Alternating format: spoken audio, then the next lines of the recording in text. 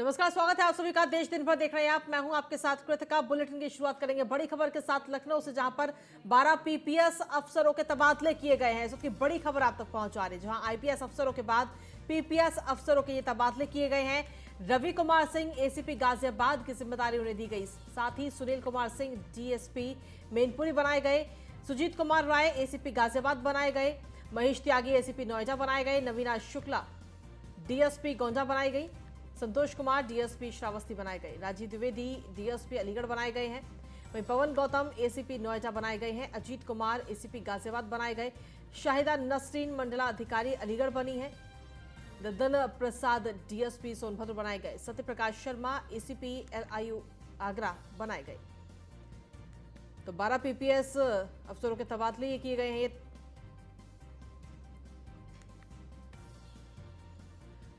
अधिक जानकारी के साथ संवाददाता एसके वाजपेयी जुड़ गए हैं। एसके, क्या कुछ ताजा अपडेट है आपके पास में इन तबादलों को लेकर? बिल्कुल, निश्चित तौर पर हम देखें तो उत्तर प्रदेश सरकार लगातार फील्ड पर तेज तर्रार अफसरों की तैनाती कर रही है और कोशिश कर रही है कि सभी जगह कानून व्यवस्था की स्थिति बेहतर हो, क्योंकि उत्तर प्रदेश में निकाय चुनाव होने हैं और सीधे निकाय चुनाव से पहले उत्तर प्रदेश सरकार की तरफ से लगातार जो प्रशासनिक अफसर है उनके फेरबदल की प्रक्रिया जारी है। आईएएस और उसके बाद आज सुबह ही 11 आईपीएस अफसरों के भी तबादले हुए थे और देर शाम तक उत्तर प्रदेश सरकार की तरफ से 12 पीपीएस अफसरों के तबादले भी कर दिए हैं। हालांकि इसमें अगर हम देखें तो चाहे वो लखनऊ पुलिस कमिश्नरेट हो, गाजियाबाद हो, आगरा हो, उन कमिश्नरेट में भी एसीपी स्तर के अफसरों की तैनाती की गई है और दूसरे जो जिले हैं उसमें डीएसपी स्तर के अफसरों को तैनात किया गया है। सीधे तौर पर अगर हम देखें तो उत्तर प्रदेश सरकार की तरफ से लगातार कहीं न कहीं फील्ड पर बदलाव किए जा रहे हैं। जो अफसर जिनकी शिकायतें हैं उनको तत्काल वहां से हटाया जा रहा है और सीधे तौर पर जो अफसर मुख्यालय में लंबे समय से तैनात थे, जिनको फील्ड पोस्टिंग नहीं थी, उनको फील्ड पोस्टिंग भी लगातार दी जा रही है। उस दिशा में आज सुबह जहां 11 आईपीएस और देर शाम तक 12 पीपीएस अफसरों के तबादले पुलिस विभाग में किए गए। जी ठीक है, शुक्रिया तमाम जानकारी देने के लिए एसके। और अगली खबर दिल्ली से, जहां पर बीबीसी डॉक्यूमेंट्री पर सुप्रीम कोर्ट ने केंद्र से जवाब मांगा है। साल 2002 के गुजरात दंगों से संबंधित है ये बीबीसी डॉक्यूमेंट्री। अब बीबीसी की डॉक्यूमेंट्री को सेंसर करने से रोकने के लिए केंद्र सरकार को निर्देश दिए गए। सुप्रीम कोर्ट ने केंद्र से 3 हफ्ते में जवाब मांगा है।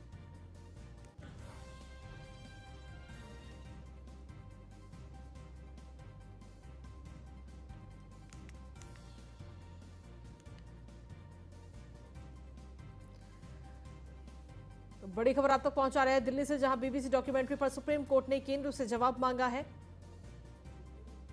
बीबीसी डॉक्यूमेंट्री को सेंसर करने से रोकने के लिए केंद्र सरकार को निर्देश। साल 2002 के गुजरात दंगों से संबंधित है ये बीबीसी डॉक्यूमेंट्री। और अब इस डॉक्यूमेंट्री का पूरा मामला अभी तक यूनिवर्सिटी में कहीं ना कहीं देखने को मिल रहा था। अलग अलग यूनिवर्सिटियों में इस डॉक्यूमेंट्री को लेकर बवाल भी देखने को मिला और अब ये पूरा मामला जो है सुप्रीम कोर्ट में भी पहुंच चुका है। बीबीसी डॉक्यूमेंट्री पर सुप्रीम कोर्ट ने केंद्र से पूरा जवाब मांगा है। इसके लिए 3 हफ्ते का समय दिया गया।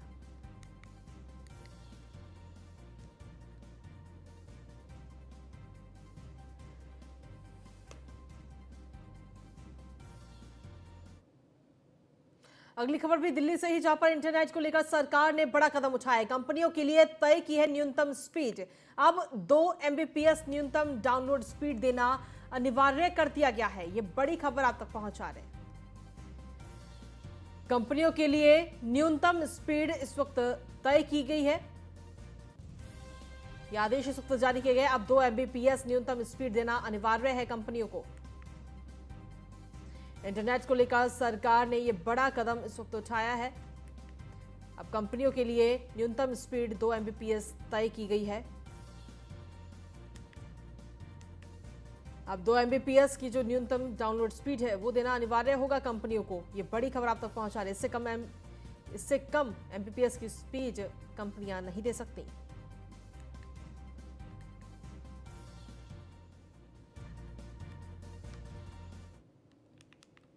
अगली खबर महाराष्ट्र के रायगढ़ से। यहां भारतीय जनता पार्टी ने एक बार उद्धव गुट वाली शिवसेना को बड़ा झटका दिया। उद्धव ठाकरे गुट की शिवसेना के 1000 कार्यकर्ताओं ने बीजेपी का दामन थाम लिया। महाराष्ट्र सरकार में मंत्री और बीजेपी नेता रविंद्र चव्हाण ने सभी को पार्टी की सदस्यता दिलाई। बात नहीं है, सुधीर से ठोमरे की हो, प्रीतम मोरे हो, प्रवीण मोरे जी हो, ऋतुताई हो, ये सभी लोग यहाँ के जो लोग हैं, लोगों की कुछ समस्या लेके हमारे पास आए हैं और माननीय पंतप्रधान नरेंद्र मोदी जी, आदरणीय मुख्यमंत्री एकनाथराव शिंदे जी, उप मुख्यमंत्री देवेंद्र जी फडणवीस साहब, ये पिछले 6 महीने में जिस तरीके से लोगों के काम कर रहे हैं, उनका विश्वास भारतीय जनता पार्टी के ऊपर बैठा और इसलिए लोगों के काम होने चाहिए, इस दृष्टिकोण से वो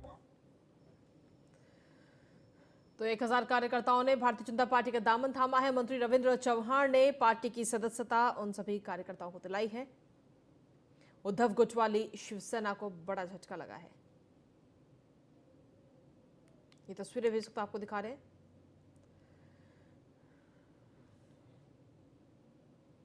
महाराष्ट्र के नांदेड़ में भारत राष्ट्रीय समिति यानी बीआरएस पार्टी अपनी सियासी जमीन तलाशने में जुट चुकी है। इसी कड़ी में बीआरएस 5 फरवरी को नांदेड़ में चुनावी जनसभा करने जा रही है, जिसकी तैयारियां जोरों शोरों पर है। इस दौरान अन्य दलों के नेता और कार्यकर्ताओं की बीआरएस पार्टी में शामिल होने की संभावना बताई जा रही है। बता दें, तेलंगाना के मुख्यमंत्री के चंद्रशेखर राव अपनी पार्टी को राष्ट्रीय पार्टी बनाने के लिए देश भर में पार्टी का विस्तार करने में लगे हुए हैं।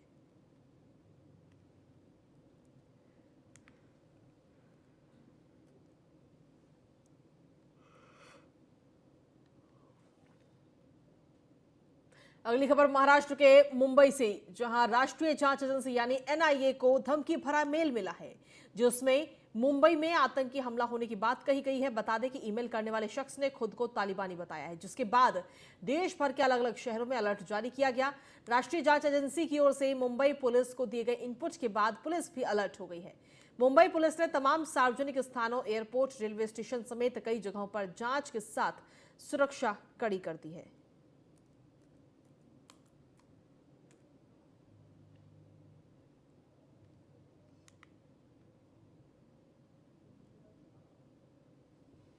अगली खबर बिहार के खगड़िया से, जहां विधानसभा के नेता प्रतिपक्ष विजय सिन्हा ने केंद्रीय बजट की सराहना की। उन्होंने बजट को सभी वर्गों की आशाओं को पूरा करने वाला बताया। साथ ही बीजेपी नेता ने सीएम नीतीश कुमार पर भी हमला किया। उन्होंने कहा कि मुख्यमंत्री और उप मुख्यमंत्री ने कई मलाई वाले विभाग अपने पास रखे हुए हैं।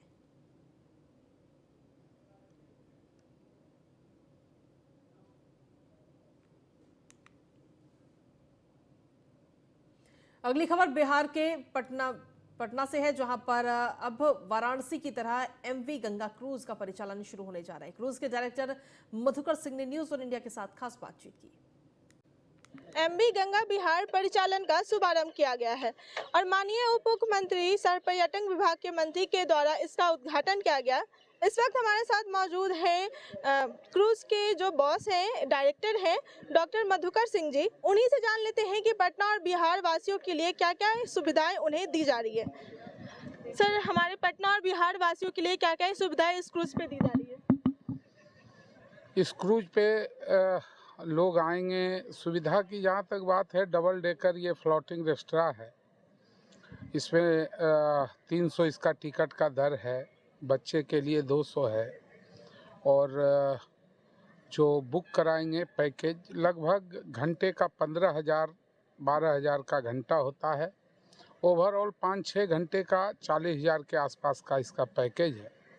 उसमें आपको गंगा का मूवमेंट कराया जाएगा। आप अगर बुकिंग होगी या पूरा पैकेज अगर बुक करते हैं तो गाय घाट, गुरुद्वारा, दरभंगा हाउस, काली मंदिर, ये सब का नज़ारा आपको दिखाया जाएगा। साथ में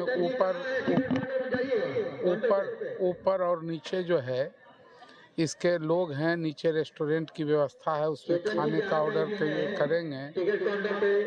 खाने की बात करें तो व्यंजन के मेन्यू क्या क्या होंगे? वो बहुत सारा मेन्यू है। मेन्यू अगर बुकिंग करेंगे तो एज यू लाइक, जैसा आप पसंद करेंगे प्लेट सिस्टम होगा। और डेली का जो रेगुलर है, वो डेली के रेगुलर में उनको जो चिप्स है, कटलेट है, ब्रेड है, सैंडविच है, ग्रिल्ड सैंडविच है, मेयोनीज सैंडविच है, ये सब का व्यवस्था किया जाएगा। और क्या और लोग किस तरीके से बुकिंग कर सकते हैं? अभी तो 2 दिन के लिए काउंटर पे 2 दिन के लिए काउंटर पे 2 दिन के लिए व्यवस्था की जाएगी और 2 दिन के बाद फिर आपको ऑनलाइन भी टिकट इसका मिलेगा। अभी इसकी साइट बन रही है। पर पर्सन कॉस्ट की बात करें तो वो कितना है? 300 रुपया 300 रुपये प्रति घंटा। 1 घंटे। तो ये थे हमारे साथ क्रूज के जो डायरेक्टर है डॉक्टर मधुकर सिंह जी। इन्होंने तो जानकारी दे दी कि पटना और बिहार वासियों के लिए इस क्रूज पे क्या क्या खास होने वाला है और काफ़ी सुविधाओं से ये क्रूज जो है वो लैस होने वाला है। साथ ही अब पटना और बिहार वासियों के लिए अब ये क्रूज का वो लुत्फ उठा सकते हैं। मैं ज्योति, न्यूज़ 1 इंडिया, पटना। और अगली खबर बिहार के सुपौल जिले से है, जहां त्रिवेणीगंज प्रखंड की एक नहर में एक अज्ञात व्यक्ति का शव मिला, जिसके बाद पूरे इलाके में हड़कंप मच गया। बताया जा रहा है कि मृतक के सर में गोली लगी थी। मौके पर पहुंची पुलिस ने शव को कब्जे में लेकर पोस्टमार्टम के लिए भेज दिया है और मामले की जांच में जुट गई है।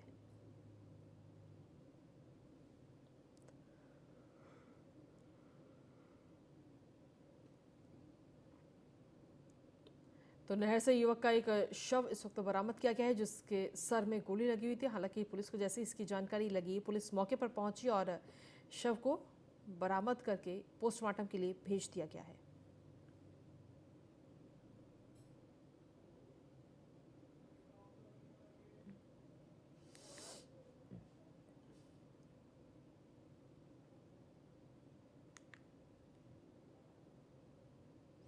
अगली खबर बिहार के खगड़िया से, जहां शहीद जवान अंकेश चौधरी का पूरे राजकीय सम्मान के साथ अंतिम संस्कार किया गया। इस दौरान वहां मौजूद सभी लोगों की आंखें नम हो गई।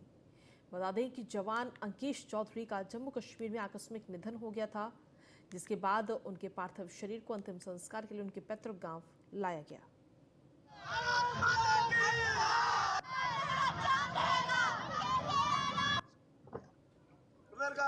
तो जवान का अंतिम संस्कार किया गया पूरे राजकीय सम्मान के साथ में।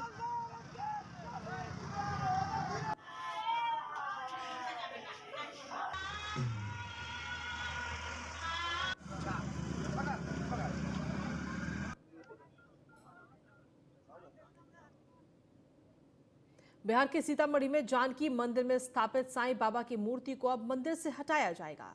और मंदिर की ओर से अभिषेक मिश्रा ने बताया कि जानकी मंदिर में कई दशक पूर्व मूर्ति स्थापित की गई थी, लेकिन अब उसे हटाने का निर्णय लिया गया।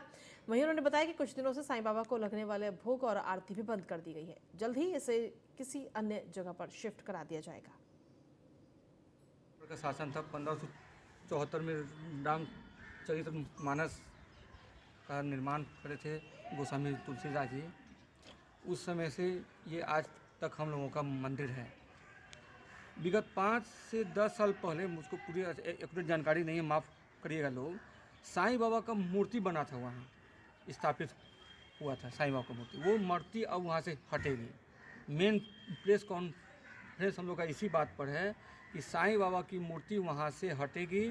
महंत जी मेरे चाचा हैं, इस पीढ़ी के इस परंपरा के 10वें पीठाधीश हैं, महंत हैं।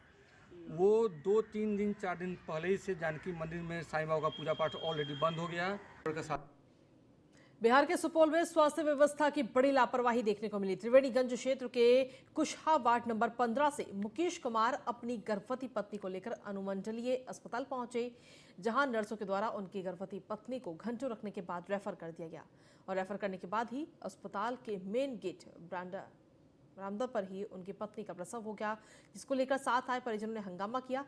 परिजनों ने नर्सों पर आरोप लगाते हुए बताया कि नर्सों की तरफ से पैसे की मांग की गई और पैसा नहीं दिए जाने के बाद प्रसव पीड़िता को रेफर कर दिया गया।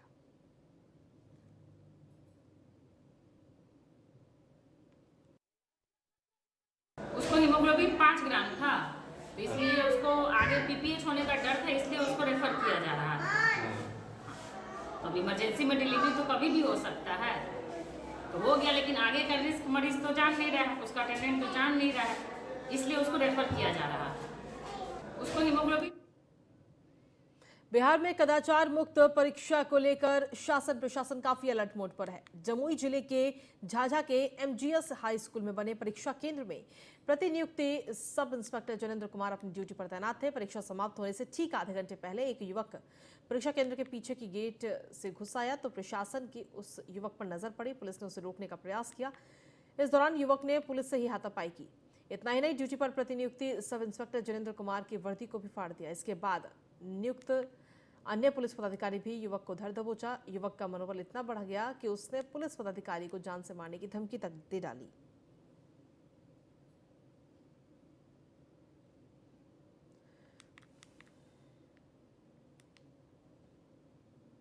अगली खबर बिहार के सुपौल से, जहां छातापुर रामपुर स्थित पनोरमा पब्लिक स्कूल में पूर्व रेल मंत्री ललित नारायण मिश्र की 100वीं जयंती पर श्रद्धांजलि दी गई। इस मौके पर राष्ट्रीय ब्राह्मण स्वाभिमान महासम्मेलन कार्यक्रम का भी आयोजन किया गया, जिसमें मुख्य अतिथि रूप में बिहार के पूर्व पुलिस महानिदेशक गुप्तेश्वर पांडे महाराज शामिल हुए। कार्यक्रम में मैथिली गायिकाओं ने अपनी कला से लोगों का दिल जीत लिया। कार्यक्रम में शामिल सभी अतिथि और जनप्रतिनिधियों को सम्मानित भी किया गया।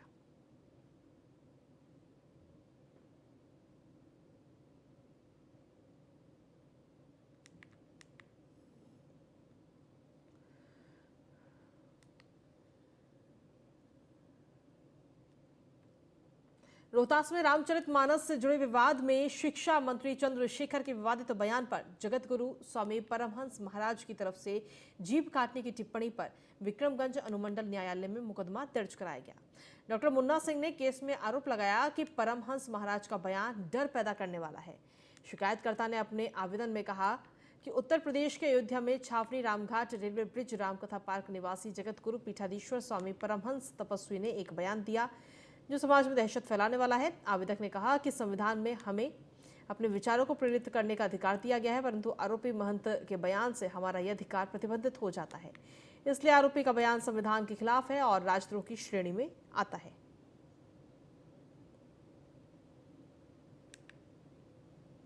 भाई कुछ उनको मांगे हैं कि जगत गुरु परमहंस के किसी तरह हमारे भारत सरकार से भी निवेदन है या हमारे उत्तर प्रदेश सरकार से निवेदन है कि वैसे संत समाज से उसको जेल में रहने के सबसे चाहते हैं कि जेल में वो रहें, बाहर ना रहें, कि कुछ और बोले, किसी को जीभ काटने के धमकी दे।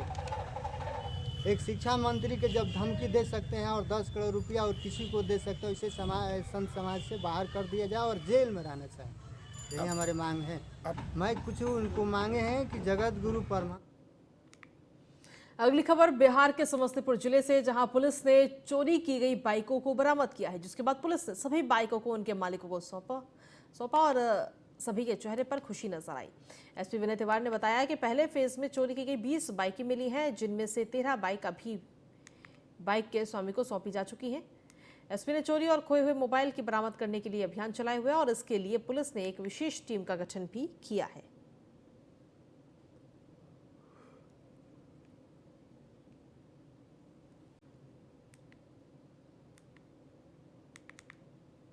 अगली खबर मध्य प्रदेश के भिंड से, जहां बदमाशों को पुलिस का कोई खौफ नहीं रह गया है। बदमाशों ने खुलेआम दुकान में घुसकर दुकानदारों के साथ मारपीट की। बताया जा रहा है कि बदमाश दुकान में कपड़े लेने आए थे और फिर कपड़े के दाम को लेकर पहले दोनों के बीच कहासुनी हुई और फिर बदमाशों ने इतना आक्रोशित हो गए कि उन्होंने दुकानदार की डंडों से बेरहमी से पिटाई कर दी। मारपीट का पूरा मामला वहां लगे सीसीटीवी कैमरे में कैद हो गया। मौके पर पहुंची पुलिस फिलहाल मामले की जांच में जुटी है।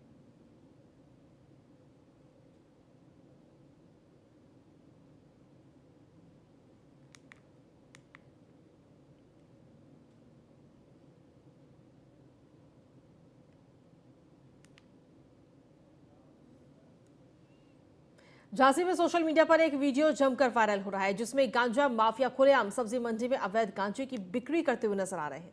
इन गांजा माफियाओं को पुलिस का बिल्कुल कोई खौफ नहीं रहा है। इस गांजे का सबसे ज्यादा सेवन यहाँ के युवा कर रहे हैं। वीडियो वायरल होने के बाद भी इन गांजा माफियाओं के खिलाफ कोई कार्रवाई नहीं की गई।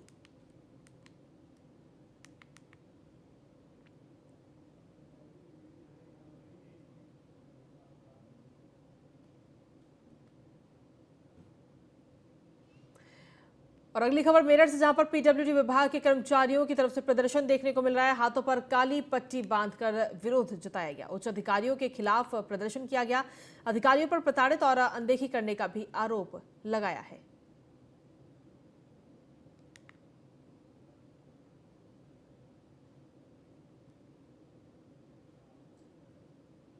अगली खबर भी मेरठ से ही, जहां पर बढ़ती क्राइम को लेकर के एसएसपी एक्शन में नजर आ रहे हैं। एसएसपी ने कई थानेदारों का इस वक्त तबादला किया है। शहर में लगातार बढ़ रही लूट और डकैती की वारदातों की वजह से ये तबादले किए गए हैं। डीजीपी डीएस चौहान ने एसएसपी को फटकार भी लगाई थी। लगातार बढ़ रहे अपराध को लेकर फटकार भी लगाई गई थी।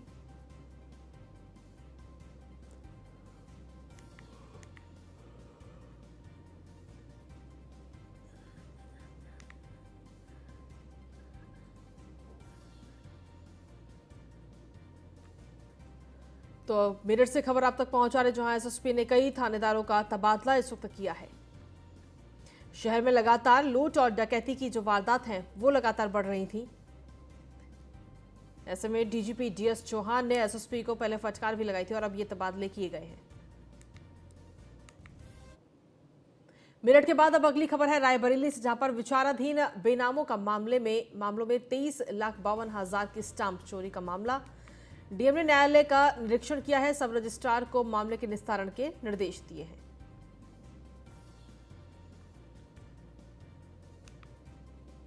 तो आपको बता दें कि विचाराधीन बेनामों के मामले में 23,52,000 की स्टाम्प चोरी की ये पूरी घटना, डीएम ने न्यायालय को निरीक्षण किया है और सब रजिस्ट्रार को मामले के निस्तारण के निर्देश डीएम की तरफ से दिए गए हैं।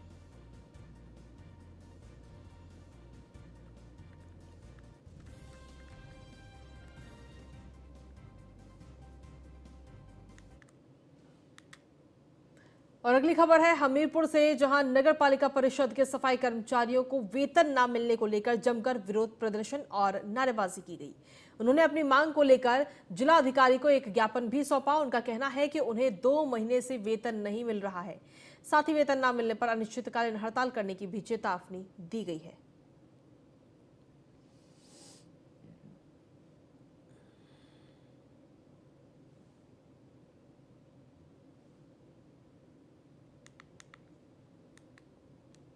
नगर पालिका कर्मचारी को 2 माह से वेतन न मिलने के कारण कर्मचारी के बच्चे भुखमरी के कगार में हो गए हैं।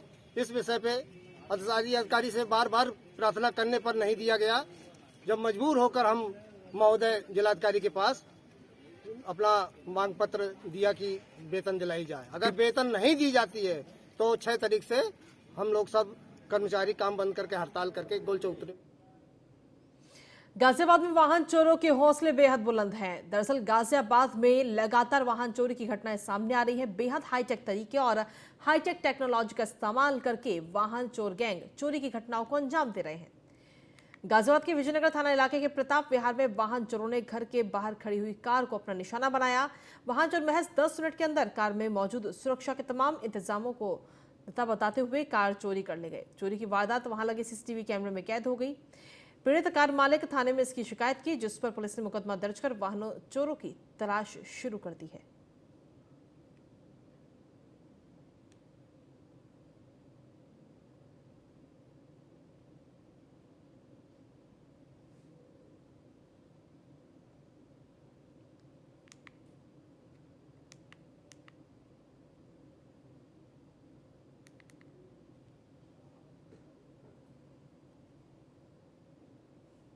गाजियाबाद के साहिबाबाद थाना के चौकी डीएलएफ में दिन दहाड़े मोबाइल स्नैचिंग की वारदात हुई और मोबाइल स्नैचिंग की वारदात वहां लगे सीसीटीवी में भी कैद हो गई है। ये तस्वीरें इस वक्त आपको दिखा रहे हैं। ये देखिए किस तरीके से मोबाइल छीना गया। तो गाजियाबाद के साहिबाबाद की ये तस्वीर इस वक्त आप तक पहुंचा रहे हैं। जो वहां पर सीसीटीवी लगा था उसमें ये पूरी वारदात कैद हो गई। इसी के साथ फिलहाल देश दिन भर में इतना ही। नमस्कार।